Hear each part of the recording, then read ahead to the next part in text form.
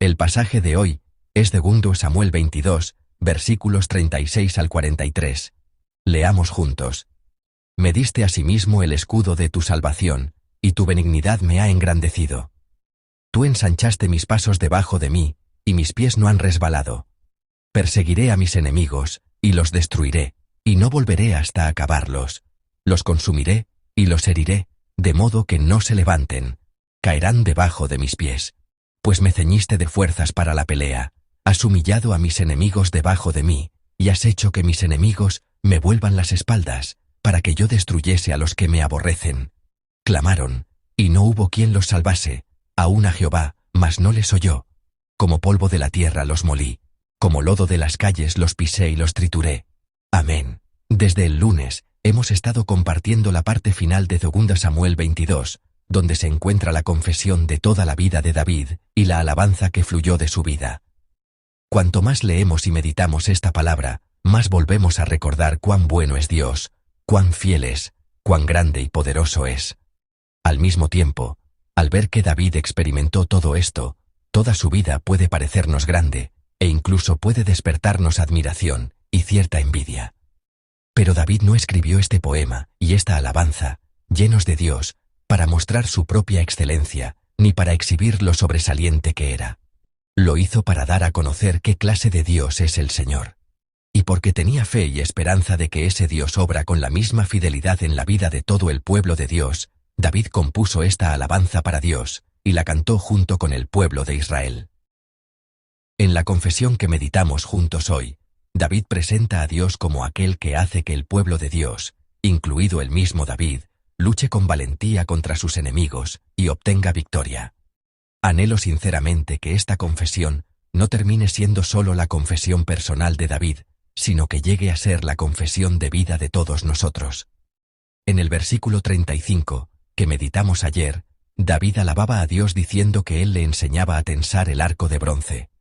David confiesa que Dios lo entrenaba, sostenía sus manos y lo guiaba para que pudiera tensar un arco fuerte. Además, en el versículo 36, donde comienza el pasaje de hoy, David confiesa que Dios le da el escudo de la salvación. Canta, que Dios lo cubre con el escudo de la salvación, lo guarda seguro, lo engrandece y fortalece su valor. Con la fuerza que Dios le daba, David manejó armas y derrotó al enemigo, y porque Dios lo protegía, David podía estar seguro en medio de los ataques del enemigo. Dios dio fuerza a David para que no se encogiera ni tuviera miedo delante de sus enemigos, sino que pudiera permanecer firme y confiado. Dios también guió a David para que, a causa de los ataques del enemigo, sus pies no resbalaran ni dieran un paso en falso. Reconociendo esta verdad, David alaba a Dios en el versículo 40. Leamos juntos el versículo 40. Pues me ceñiste de fuerzas para la pelea, has humillado a mis enemigos debajo de mí. Amén. Aquí, la expresión de ceñirse significa estar completamente preparado para salir a la guerra. En tiempos ordinarios, una persona usaba una ropa común y larga. Para poder mover los pies con libertad y actuar rápidamente, recogía esa ropa y la ataba con firmeza. También se ceñía para poder llevar armas en el cuerpo y quedar preparado para la batalla. David expresa que Dios lo equipa para que pueda soportar esta guerra. Dios lo ciñe para la pelea. Otra traducción presenta este mismo versículo así. El Señor me animó a salir a pelear, e hizo que los que se levantaban contra mí se arrodillaran delante de mis pies. Ya sea que digamos que Dios lo ciñe o que Dios lo anima, en esta confesión descubrimos un principio. Dios conduce a su pueblo al medio de la guerra, al medio de la batalla. Solemos pensar que estamos bajo la dirección de Dios y caminando con Él, solo cuando no hay tormentas en la vida. Solo cuando todo está tranquilo, sin problemas ni dificultades.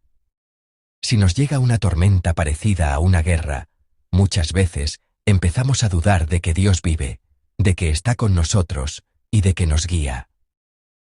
Pero si volvemos a mirar la vida de David, llamado hombre conforme al corazón de Dios, quien caminó con Dios durante toda su vida y recibió su dirección y protección, no nos cuesta recordar que las guerras nunca dejaron de estar presentes en su vida. Dios siguió conduciendo a David al medio de las luchas, al lugar de la guerra. David tenía que pelear. Pero aunque David salía a pelear obedeciendo el mandato de Dios, el Señor no lo empujaba sin cuidado hacia un lugar de muerte. Dios no lo abandonó diciendo, «Vence tú solo en el campo de batalla», ni diciendo, «La responsabilidad por el resultado de la guerra depende de ti». Al contrario, Dios mismo equipó a David, lo ciñó, infundió valor en él y llenó su vida con la fuerza, la capacidad y todo lo necesario para soportar la guerra. El ataque y la defensa, todo eso, Dios lo asumió plenamente. Él guió cada paso para que David pudiera vencer con certeza. Amados santos, nosotros también, como David, hemos sido llamados como pueblo de Dios. ¿Acaso últimamente están viviendo días difíciles, como si cada día fuera una guerra? ¿Acaso por esas dificultades que llegan sin cesar, como una batalla tras otra, están cansados y desanimados, y la confianza en Dios se va apagando poco a poco? Si es así, espero que hoy podamos aferrarnos juntos a esta palabra. A veces debemos avanzar hacia el lugar de la batalla, no porque Dios no esté con nosotros, sino porque Dios nos conduce, porque Dios nos guía. Como Dios nos conduce, avanzamos hacia ese lugar de lucha y debemos soportar la batalla. El Dios que nos ayuda a tensar el arco, el Dios que se convierte en nuestro escudo, el Dios que sostiene nuestros pasos, el Dios que nos ciñe y nos infunde valor, nos conduce al medio de toda guerra y nos hace vencedores en ella. Creyendo esto, anhelo sinceramente que este sea un día en el que avancemos con valentía y experimentemos victoria. Estamos muy agradecidos porque Dios nos capacita para soportar la guerra y nos hace vencer. Esto llega a ser una gran fuerza y un gran consuelo para nosotros. Pero todavía queda una pregunta importante. ¿Contra quién estamos peleando? ¿Contra quién hacemos guerra? ¿Hacia quién nos conduce Dios, con quién nos hace pelear y contra quién nos lleva a la guerra? En realidad, para David, la respuesta a esta pregunta es muy sencilla. Usando la expresión que aparece en el texto, David va a la guerra contra sus enemigos. Pero ¿qué clase de persona es un enemigo? ¿Qué clase de fuerza es? ¿Quién llega a ser nuestro enemigo? Recordemos los enemigos que David tuvo que enfrentar: Goliat, Saúl, los filisteos y los amalecitas, varias naciones extranjeras y también personas y fuerzas como Absalón, Ahitofel y Seba. Había enemigos internos, israelitas como David, incluso familiares y siervos. También había enemigos externos, de naciones extranjeras. Algunos enemigos eran fuertes, y otros eran débiles. Sin embargo, el punto común de todos estos enemigos era este: más allá de oponerse a David, se oponían al Dios que escogió a David, levantó a David y estaba con David. Saúl sabía que David había sido ungido por Dios, pero no lo reconoció. Tuvo envidia de él, e intentó matarlo. Las naciones y pueblos extranjeros invadían continuamente a Israel para devorar al pueblo llamado pueblo de Dios. Las traiciones y rebeliones, incluida la de Absalón, surgieron de la ambición que decía, «Yo quiero ser rey y juez», y del orgullo que decía, «Yo puedo hacer mejor esta tarea que la persona que Dios escogió». Es decir, todos los enemigos que David tuvo que enfrentar y todas las guerras que David tuvo que soportar iban más allá de personas que simplemente le desagradaban de manera personal. David tuvo que guerrear contra fuerzas que no reconocían a Dios ni el gobierno de Dios, sino que se levantaban contra él. Entonces nosotros también, siguiendo la dirección de Dios, podemos saber con más claridad quiénes son los enemigos que debemos enfrentar. Un enemigo no es simplemente alguien que me desagrada, alguien a quien yo no le agrado, alguien a quien no quiero enfrentar, o una mala persona que me molesta. Primero soy yo mismo. Para decirlo con mayor precisión, el viejo yo que todavía está profundamente arraigado dentro de mí, llega a ser nuestro enemigo. Los pecados persistentes que no se cortan fácilmente, que cometemos de manera habitual y repetida, y el orgullo que confía más en mi propia experiencia y juicio que en Dios, son los enemigos que debemos enfrentar y contra los cuales debemos luchar. Luego están también el materialismo, que nos lleva a amar y depender de las cosas materiales más que de Dios, y el egoísmo que nos hace apagar el interés por el prójimo, diciendo que cuidar del prójimo y amarlo como a nuestro propio cuerpo es un desperdicio. También están muchas culturas y valores que nos rodean y que no reconocen a Dios. En una palabra, todo pecado y todo poder de muerte que se opone a Dios, que intenta derribar y devorar al pueblo de Dios, es nuestro verdadero enemigo, el enemigo contra el cual Dios nos manda luchar, el enemigo que debemos enfrentar. Al conocer así la identidad del enemigo, parece que sentimos más temor, más desconcierto, y que todo se vuelve más difícil.